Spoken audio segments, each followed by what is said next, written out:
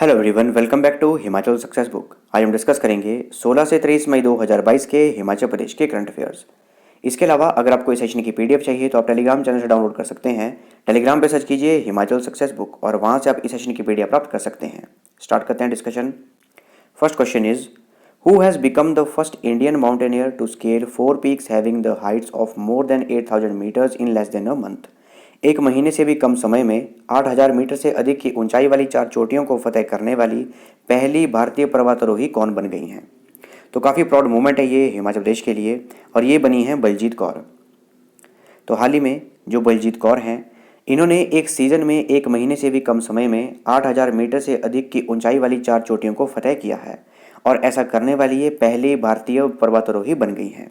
इन्होंने माउंट लोहसे, जिसकी ऊंचाई है 8,516 मीटर, माउंट अन्नपूर्णा, इसकी हाइट जो है वो है 8,091 मीटर, माउंट कंचनजंगा, इसकी हाइट है 8,586 मीटर, और माउंट एवरेस्ट, इसकी हाइट है 8,849 मीटर।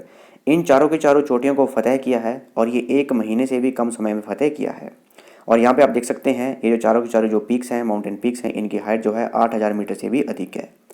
इसके अलावा पिछले वर्ष 2021 में इन्होंने नेपाल में स्थित पुमोरी चोटी, इसको भी फतेह किया था। पुमोरी चोटी की हाइट है 7,161 मीटर, और ऐसा करने वाली ये पहली भारतीय महिला पर्वतारोही बन गई थी।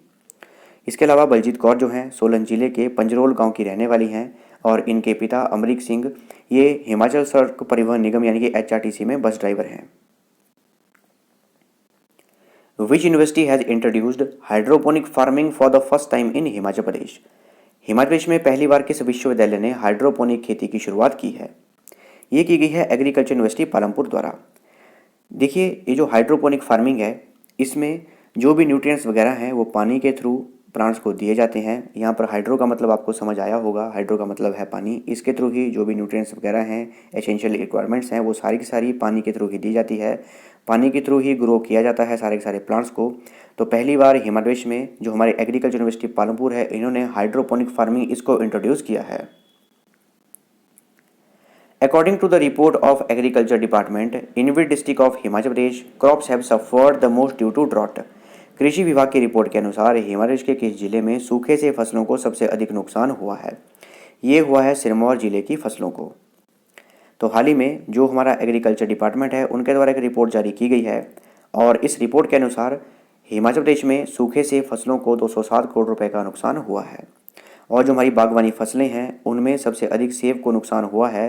सेब को सूखे और ओलावृष्टि से लगभग 34 करोड़ रुपए की क्षति पहुंची है। और सबसे अधिक जो सूखे से फसलों को नुकसान हुआ है वो है सिरमौर जिले में। दूसरे नंबर पर है हमीरपुर, तीसरे पर शिमला, चौथे पर है कांगड़ा। और सबसे कम नुकसान या कि जीरो नुकसान जो हुआ है वो है किन्नौर और लाहौल स्पीति डिस्ट्रिक्ट में। Himachal Pradesh government has launched a breeding programme to achieve genetic improvement of indigenous Pahari sheep through cross breeding with merino sheep from which country? Himachal Pradesh सरकार ने किस देश की मेरिनो भेड़ के साथ क्रॉस ब्रीडिंग के माध्यम से स्वदेशी पहाड़ी भेड़ के आनुवंशिक सुधार को प्राप्त करने के लिए प्रजनन कार्यक्रम शुरू किया है?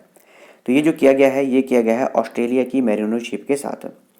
तो जो हमारी हिमाचल प्रदेश सरकार है, उन्होंने ऑस्ट्रेलियाई मेरिनो भेड़ यानी कि ऑस्ट्रेलियाई मेरिनो शीप के साथ क्रॉस ब्रीडिंग के माध्यम से जो हमारे हिमाचल प्रदेश में स्वदेशी पहाड़ी भेड़ है, इनके जेनेटिक इंप्रूवमेंट के लिए आनुवंशिक सुधार को प्राप्त करने के लिए 8.5 करोड़ रुपए की लागत से समुदाय आधारित संरचित प्रजनन कार्यक्रम यानी कि community based structured breeding programme इसे शुरू किया है।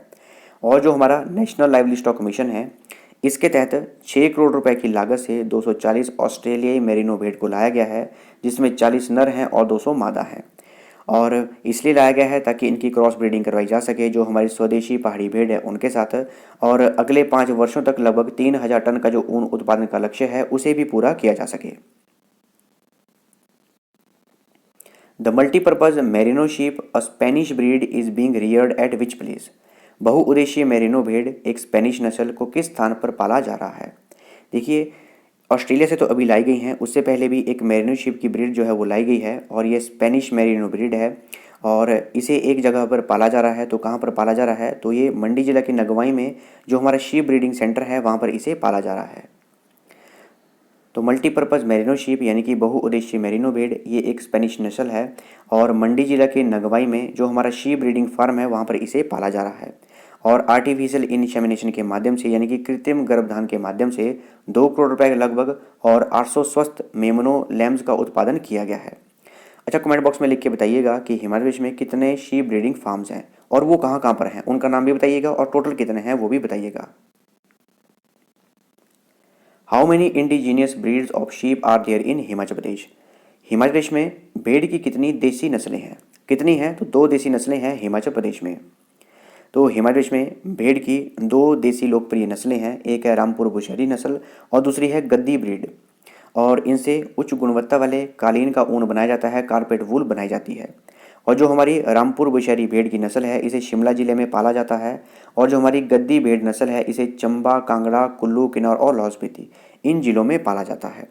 और हिमाचल प्रदेश में लगभग 7,91,345 भेड़ें हैं और इन भेड़ों से कालीन वाले उच्च गुणवत्ता वाले ऊन को निकाला जाता है, जो हमारी कारपेट क्वालिटी वूल है उसका उत्पादन किया जाता है। और जो हमारे हिमाचल प्रदेश में HP वूल फेड है उनके द्वारा बनूरी और पालमपुर यहाँ पर ऊन की सफाई के लिए एक आधुनिक संयंत्र लगाया गया है, जहाँ पर कि पिछले वित्तीय वर्ष में 2020-21 में 11,500 किलोग्राम ऊन का प्रसंस्करण भी किया गया। और हिमाचल प्रदेश में ऊन का जो औसत उत्पादन है वो प्रति भेड़ प्रति वर्ष लगभग 1,599 ग्राम है।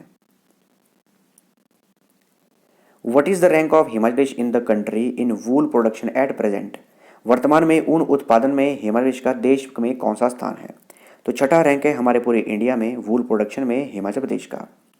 तो वर्तमान में हिमाचल प्रदेश देश में ऊन का छठा सबसे बड़ा उत्पादक है और पूरे इंडिया में जितने भी ऊन की प्रोडक्शन की जाती है उसका 4% यानी कि 4% जो है प्रोडक्शन जो है हिमाचल प्रदेश में ही की जाती है। और जो ऊन प्रोड्यूस की जाती है हिमाचल प्रदेश में उसमें उसका उपयोग कालीन, यार्न और वस्त्र इन तरह के उत्पाद बनाने में किया जाता है। और सबसे बड़ा जो ऊन का उत्पादक है वो है राजस्थान, दूसरे पे कर्नाटक, तीसरे पे जम्मू कश्मीर, चौथे पे तेलंगाना, पांचवें गुजरात और छठे पर है हमारा Himachal Pradesh. Who has been awarded the prestigious SERB international research experience award? प्रतिष्ठित SERB international research experience award से किसे सम्मानित किया गया है? ये है डॉक्टर प्रीति शर्मा, इन्हें दिया गया है SERB international research experience award. The National Skill Development Corporation has signed a memorandum of understanding with which institution to introduce digital courses in emerging technologies? राष्ट्रीय कौशल विकास निगम ने किस संस्थान के साथ उभरती प्रौद्योगिकियों में डिजिटल पाठ्यक्रम शुरू करने के लिए एक समझौते ज्ञापन पर हस्ताक्षर किए हैं? ये किए गए हैं IIT मंडी के साथ। तो जो हमारा नेशनल स्किल डेवलपमेंट कॉरपोरेशन है उन्होंने जो भी एमर्जिंग टेक्नोलॉजी में डिजिटल कोर्सेज हैं उनको इंट्रोड्यूस करने के लिए IIT मंडी के साथ एक MOU साइन किया है। The second silk seed production centre of Himachal Pradesh has been opened at which place? Himachal Pradesh का दूसरा रेशम बीज उत्पादन केंद्र किस स्थान पर खोला गया है? तो मंडी जिले के थुनाग में खोला गया है हिमाचल प्रदेश का दूसरा सीड प्रोडक्शन सेंटर। तो हाल ही में मुख्यमंत्री जयराम ठाकुर ने मंडी जिले के सिराज विधानसभा क्षेत्र के थुनाग में हिमाचल प्रदेश का दूसरा second silk seed production centre इसका उद्घाटन किया है।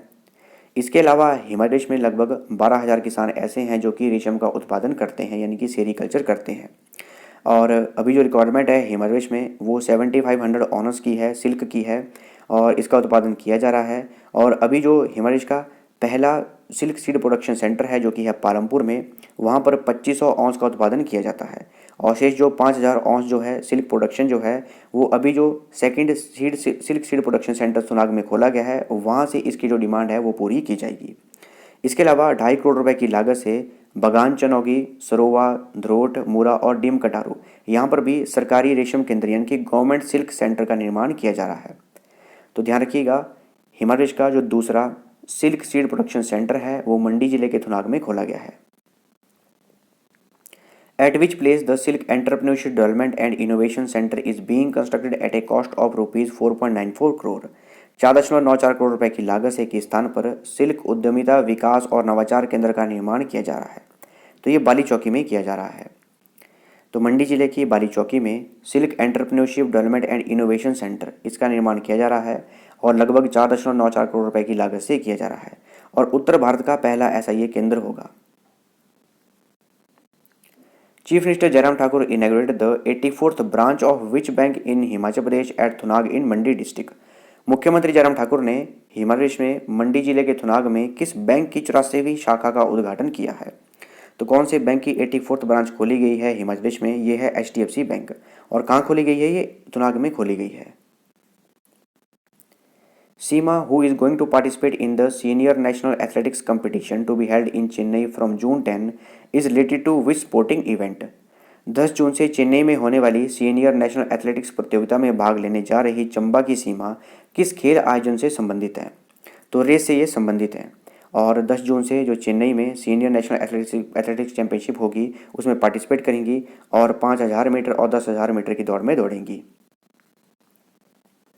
उन्नति Verma, who will represent India in the international powerlifting competition to be held in Dubai, belongs to which district? उन्नति वर्मा जो कि दुबई में होने वाली अंतर्राष्ट्रीय पावर लिफ्टिंग प्रतियोगिता में भारत का प्रतिनिधित्व करेंगी, वे किस जिले से संबंधित हैं? सिरमौर जिले से संबंधित हैं ये, और सिरमौर के पोंटा साहिब की रहने वाली हैं ये। और जो दुबई में इंटरनेशनल पावर लिफ्टिंग कंपटीशन होगा उसमें ये इंडिया को रिप्रेजेंट करेंगी। The University of Ladakh has inked a pact with which University of Himachal Pradesh for pursuing programs of mutual interest? Ladakh विश्वविद्यालय ने आपसी हित के कार्यक्रमों को आगे बढ़ाने के लिए हिमाचल प्रदेश के किस विश्वविद्यालय के साथ एक समझौता किया है? तो किसके साथ किया है? ये किया है सरदार पटेल यूनिवर्सिटी मंडी के साथ। तो जो सरदार पटेल यूनिवर्सिटी मंडी है और यूनिवर्सिटी ऑफ लद्दाख है, इन्होंने एक पैक्ट जो है इसको साइन किया है। इसके अंतर्गत जो भी म्यूचुअल इंटरेस्ट के प्रोग्राम हैं इनको परस्यू किया जाएगा। In which educational institution was the Act Pact 2022 Tech Fest organized? Act Pact 2022 Tech Fest का आयोजन किस शिक्षण संस्थान में किया गया था? ये किया गया था IIT मंडी में। Who is the writer of the stories घास का मैदान and बावला that were recently released? हाल ही में रिलीज हुई घास का मैदान और बावला कहानियों के लेखक कौन है? ये लिखी गई है शेर सिंह के द्वारा। The 3-day 31st North East India Sub Junior, Junior, Senior and Veteran Taekwondo Invitational Championship was organized at which place?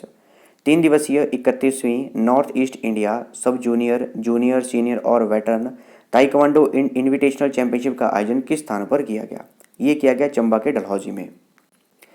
तो ताइक्वांडो एसोसिएशन ऑफ इंडिया द्वारा 3 दिवसीय 31वीं north east India sub junior, junior, senior और veteran taekwondo invitational championship का आयोजन किया गया और ये किया गया चंबा डिस्ट्रिक्ट के डलहौजी में। और नंबर 1 पर रही यानी कि जो चैंपियन टीम रही वो दिल्ली की रही।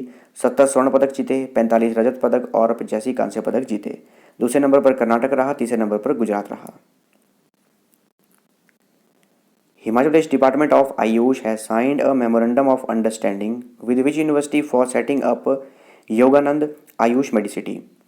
हिमाचल प्रदेश आयुष विभाग ने योगानंद आयुष मेडिसिटी को स्थापित करने के लिए किस विश्वविद्यालय के साथ समझौते ज्ञापन पर हस्ताक्षर किए हैं?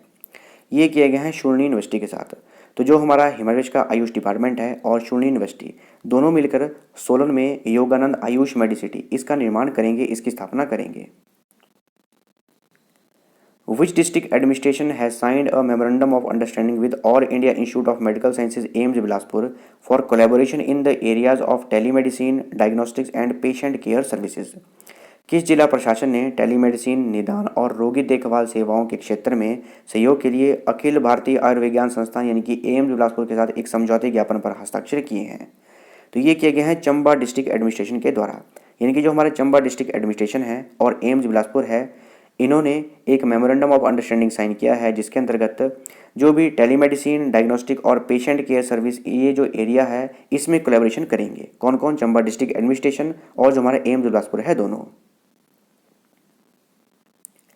इन which district of Himachal Pradesh 180 megawatt Bajoli Holi hydro electric project is being built? Himachal Pradesh के किस जिले में 180 मेगावाट की बजौली होली जल विद्युत परियोजना बन रही है? ये बन रही है चंबा जिले में और जिस नदी के ऊपर बन रही है वो है हमारी रावी रिवर। देखिए न्यूज़ में क्यों है, क्योंकि 15 या 16 जून को प्रधानमंत्री नरेंद्र मोदी खुद इसका उद्घाटन करेंगे। तो ध्यान रखिएगा, Bajoli Holi hydro electric project 180 megawatt की ये परियोजना है और चंबा जिले में रावी नदी के ऊपर इसे बनाया जा रहा है। Who has taken over as the director of the Indian Institute of Management Sirmaur IIM Sirmaur? भारतीय प्रबंधन संस्थान सिरमौर यानी कि IIM सिरमौर के निदेशक के रूप में किसने पदभार संभाला है? ये हैं डॉक्टर प्रफुल्ल अग्निहोत्री। ये डायरेक्टर बने हैं IIM सिरमौर के। द 3-day मारगुल उत्सव was celebrated eight which place? 3 दिवसीय मारगुल उत्सव किस स्थान पर मनाया गया? ये मनाया गया लाहौल स्पीति के उदयपुर में। और इसकी शुरुआत की गई माता मृकुला देवी के मंदिर में पूजा करके। Who is the author of the book Shaktipeeth and poetry collection Maa और Dandwa recently released by governor Rajendra Vishwanath Arlekar. हाल ही में राज्यपाल राजेंद्र विश्वनाथ अर्लेकर द्वारा जारी पुस्तक शक्तिपीठ और कविता संग्रह माँ और दांडवा के लेखक कौन हैं? तो ये हैं जगदीश शर्मा और इसे रिलीज़ किया गया है हाल ही में हमारे हिमाचल प्रदेश के गवर्नर राजेंद्र विश्वनाथ अर्लेकर द्वारा। ये थी हमारी डिस्कशन और अगर आपको इस सेशन की पीडीएफ चाहिए तो आप टेलीग्राम चैनल से डाउनलोड कर सकते हैं। टेलीग्राम पे सर्च कीजिए हिमाचल सक्सेस बुक और वहाँ से आप इस सेशन की पीडीएफ प्राप्त कर सकते हैं। इसके अलावा आप फेसबुक, इंस्टाग्राम, टेलीग्राम इन पे फॉलो कर सकते हैं। So thanks for watching video, do like, share and subscribe my channel.